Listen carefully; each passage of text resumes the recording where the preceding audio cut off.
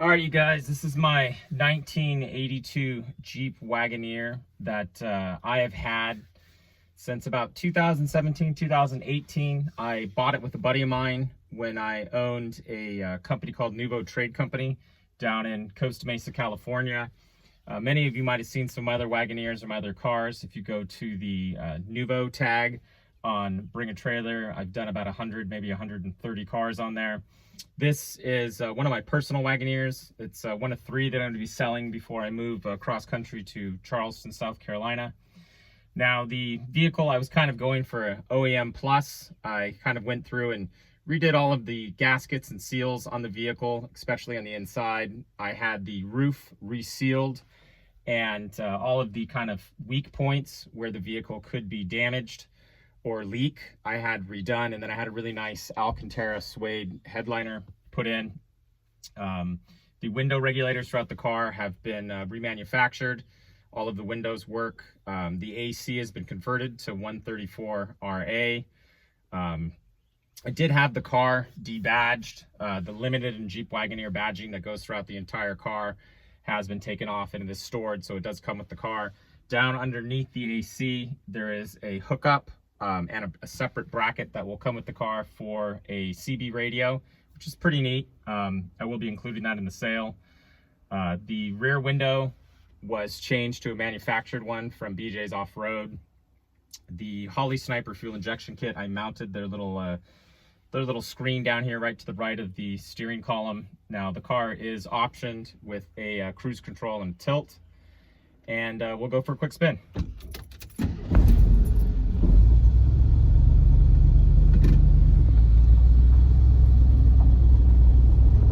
Now I've had about 4 or 5 of these things. When I purchased this, I wanted to kind of leave it OEM plus, but I wanted to make sure that it drove really well. So I had the suspension, the brakes gone through. The fuel was it was just old that was in the car. It was purchased out of Arizona, and we were led to believe that it was bought from a family. It was an estate sale originally out of Colorado. But since around 2017, 2018, the car has been in Costa Mesa, California, where it's gone through pretty extensive repairs and just kind of upgrades throughout the life of the car. Now, I'd probably say in the last 8,000 miles, there's around maybe $10,000 to $13,000 worth of either upgrades or basic maintenance done to the vehicle. For example, the leaf springs were tired and sagging, so there was a set of OEM that I believe was from BJ's Off-Road up in Washington. The steering box was, I think it was either replaced or rebuilt. I'll have to check in the records. The spring, or not the springs, the shocks are a KYB monotube shock. I've run the Bilsteins, I've run the Fox shocks, and although this is really nice, they make a really stiff ride, and I was going for kind of an OEM ride. I wanted something a little more subtle. But the nice thing about the remanufactured steering wheel, some of the polyurethane bushings, motor mounts, trans mounts, things like that, is the car itself it's not darty. You can drive it with one hand, and it kind of gets rid of some of that scariness that you experience in a lot of these older Wagoneers. Now the radio does work. The tape deck works intermittently. The wipers do work. Not very good, but very rarely have I ever seen rain in this car. Your headlights work, your high beams are down here on the floor. Even the cigarette lighter works, and your AC does blow incredibly cold. So I just had this recharged. Whoever buys this car, if you're in a hot climate, the AC works incredibly well. The interior does have the original shag carpet, which I actually really, really enjoy.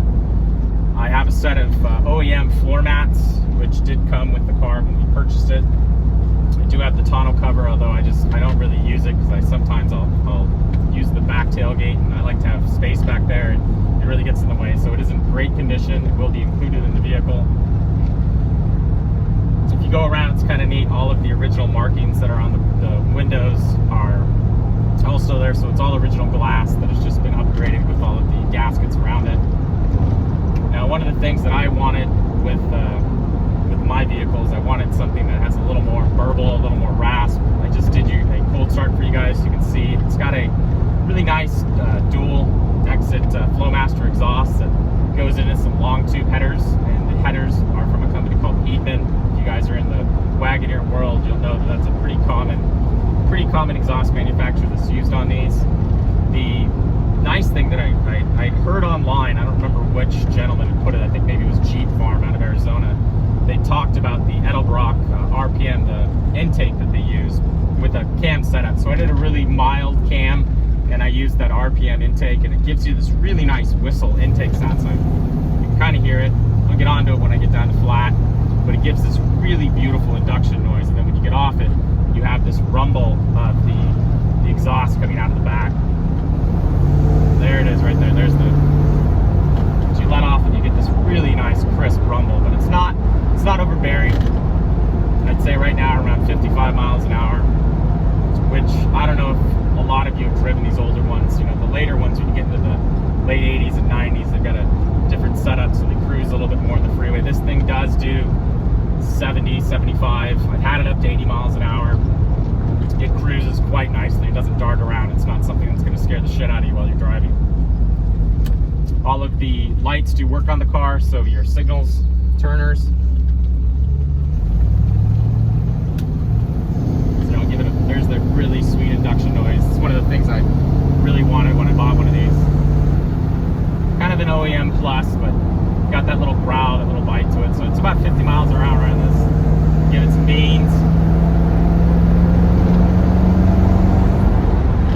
There's 70 miles an hour for you real quick. And it just stays docile, it stays straight. A lot of these cars were prone to have that kind of dead steering feel. Right where you get it, you have this boaty kind of manual corrections and you're not going anywhere, and it's a little bit scary. This is great. You got a little bit of body roll from the KYB monoshock tubes, which I actually personally enjoy. If you don't, it's a very quick, easy thing to change out to some Bilsteins or maybe some Fox shocks or Skyjackers, whatever you prefer. But you can get a stiffer ride. I just preferred it. I did change the tie rods on it. I also put in some new polyurethane bushings around the car and some new body mounts. But one of the real keys for me was to get a car that just didn't have rust. So this car didn't have rust. The only thing that was noted on the car, and I have a picture of it before and after, I'll have to dig it up, but I can give it to the new owner, was there was a pretty sizable scratch on the rear tailgate, and the gentleman who sold it, was a dealer out of Arizona, had it fixed. So there should be a notation on the Carfax that the car did have some paintwork on the rear. I believe it's contained just above where the license plate holder is, up to the gasket of the window.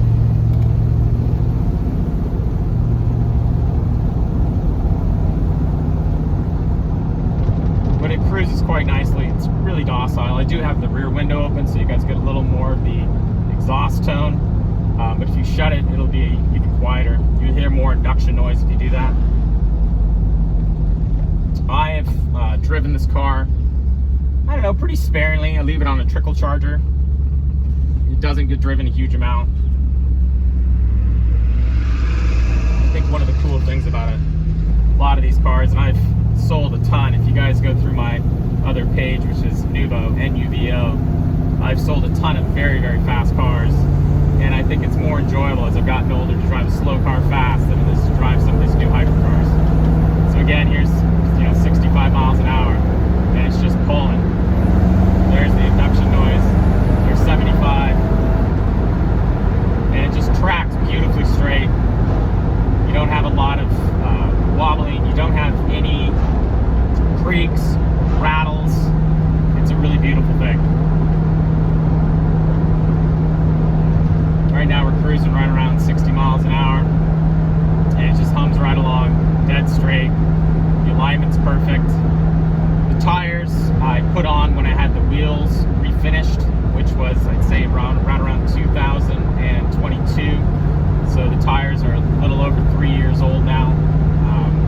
I'd have to check the exact mileage, but I'd say there's probably about 3,000 miles on them. The brakes were completely gone through, front and back. All of the fluids have been changed. I've got 2 or 3 other of these Wagoneers, and I've had radiators blow up on me, so I think it was about 4 or 5 months ago, I had an opportunity to grab a couple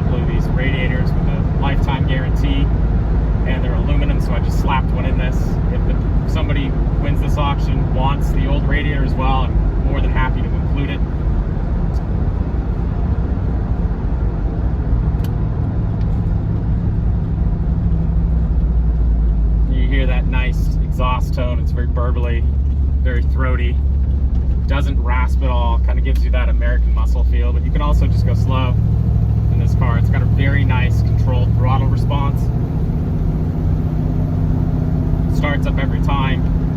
I've taken this car on several road trips and never had a die on me, never had a problem. I did have the gaskets replaced on the exhaust after one of our long road trips. I did start to hear some clicking about a year ago, and first I thought it was maybe a suspension bit, but it was coming from the drive shaft, so I had all of the U-joints and eventually the drive shaft itself replaced, and it's been an absolute dream to drive ever since.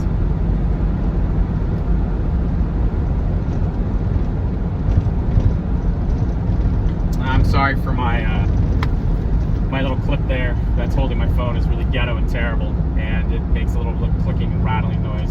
So I'm going to pull over now, and I'll give you guys a quick little walk around tour of the car so you can see the outside.